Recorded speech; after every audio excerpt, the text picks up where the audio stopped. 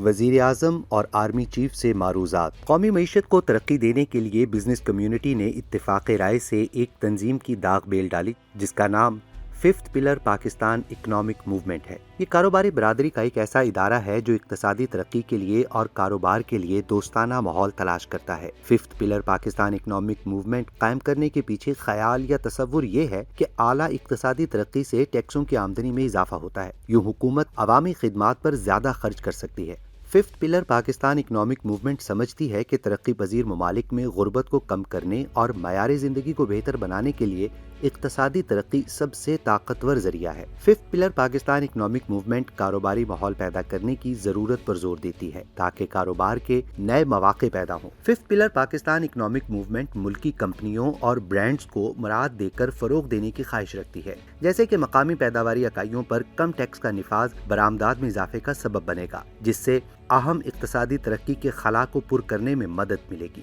گوادر اس خطے کی ایک انتہائی اہم بندرگاہ ہے جو منافع بخش تجارتی راستوں کے لیے داخلے کے مقام کے طور پر کام کرتی ہے۔ گوادر پروجیکٹ غیر ملکی سرمایہ کاروں کو راغب کرنے کی صلاحیت رکھتا ہے اور اس کے نتیجے میں پاکستان کو اہم اقتصادی فروغ مل سکتا ہے۔ Fifth pillar Pakistan economic movement سرمایہ کاروں اور بین الاقوامی کاروباری برادری کو گوادر میں تجارتی مرکز بنانے میں اہم کردار ادا کر سکتی ہے اور اسے دبئی، سنگاپور اور ہانگ کانگ جیسا اہم شہر بنا سکتی ہے۔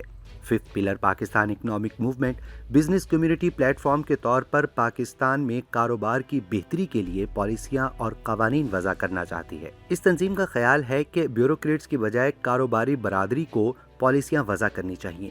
کاروباری سٹیک ہولڈرز کو معیشت اور کاروباری پالیسی سازی کا ایک لازمی حصہ ہونا چاہیے۔ Fifth pillar Pakistan economic movement information technology کے فروغ اور ملک میں کاروباری ماحول کو فروغ دینے میں کردار ادا کرنے کا بھی دل سے خواہاں ہے۔ حقیقت یہ ہے کہ صدر عابد علی بٹ کی قیادت میں P E M fifth pillar Pakistan economic movement دیانتداری، حب الوطنی کے جذبے سے اور پاکستان کی بہتری کے لیے بے لوث لگن کے ساتھ کام کرنے کا خواہش مند ہے۔ ہم نے fifth pillar Pakistan economic movement کے لیے از خود کئی پیرامیٹرز طے کر رکھے ہیں تاکہ اسے ایک ماڈل اور بہتر کارکردگی والی تنظیم بنایا جا سکے۔ جو بزنس مین اور ٹائکون ہماری تنظیم کا ممبر بنتا ہے ٹیکس پیئر ہوتا ہے، کوئی نان ٹیکس پیئر ہماری تنظیم کا حصہ نہیں بن سکتا۔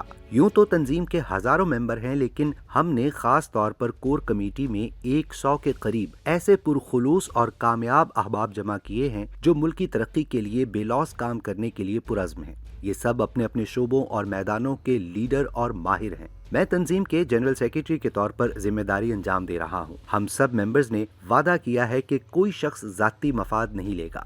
ہم سب مل کر ملک کے لیے کام کریں گے، ملک کو ہر لحاظ سے آگے لے کر جائیں گے۔ اس سلسلے میں سب سے پہلا اعلان عابد علی بٹ نے کیا اور کہا، دنیا بھر میں بزنس ٹائکون میرے دوست ہیں، کوئی بڑا بزنس مین نہیں جو مجھے نہ جانتا ہو۔ ان کے ذریعے میں نئے نئے منصوبے لا سکتا ہوں، صرف گوادر میں 100 ارب ڈالر کی سرمایہ کاری کروا سکتا ہوں۔ انہوں نے صرف ایک علاقے کی بات کی ہے کہ وہاں بھارت کی طرح آئی ٹی مراکز بنائیں گے۔ Fifth pillar Pakistan economic movement میں صف اول کے صنعت کار میاں انجم نثار، سہیل لاشاری، ظفر محمود، خواجہ خاور رشید، سہیل مجید، تنویر جٹ، شیخ فیصل اقبال، چودھری امجد، ریحان اللہ والا، شیخ محمد ابراہیم، Canon foam industries, Ali Miyan plastic کون industries, Rabia Sikandar cross culture Asia اور ان جیسے دوسرے کامیاب لوگ شامل ہیں جو اپنے اپنے شعبے کے ٹاپ پر ہیں۔ پاکستان اکنامک موومنٹ کی ایک بڑی خوبی یہ ہے کہ آنے والے ہر مہمان اور ممبر سے تحریری عہد لیتی ہے، اس بات کا عہد کہ آپ نے ملک کے لیے کام کرنا ہے۔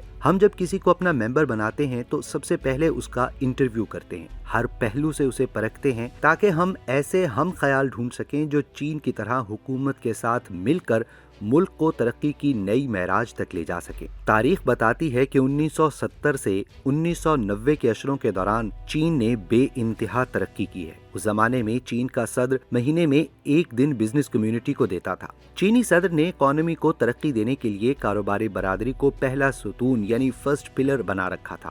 وہ ناشتے سے لے کر شام تک فوٹو سیشن نہیں کراتا تھا بلکہ صلاح مشورے اور کام کرتا تھا، کیے گئے صلاح مشوروں کی بنیاد پر فیصلے کرتا تھا۔ ہر صوبے شہر سے کاروباری افراد کے وفود آتے تھے اور صدر سے ملتے تھے۔ वहीं वजीर मशीर भी बैठे होते थे। एक दरबार का सा माहौल होता था। वहीं फैसला हो जाता, वहीं तालियां बजाकर तायीद की जाती। डाक के हवाले करने के बजाय वहीं जरूरी मरासले और ऑर्डर पर दस्तखत करके मुतल्लिका अफराद के हवाले कर दिए जाते कि जाओ फौरी तौर पर काम शुरू कर दो। इसका नतीजा ये निकला कि 1970 में पाकिस्तान से तोहफे में तैयाराओ इमदाद लेने वाला चीन आज सुपर पावर बन चुका है। इकोनॉमी को उसने पहला पिलर बनाया और आगे निकल गया।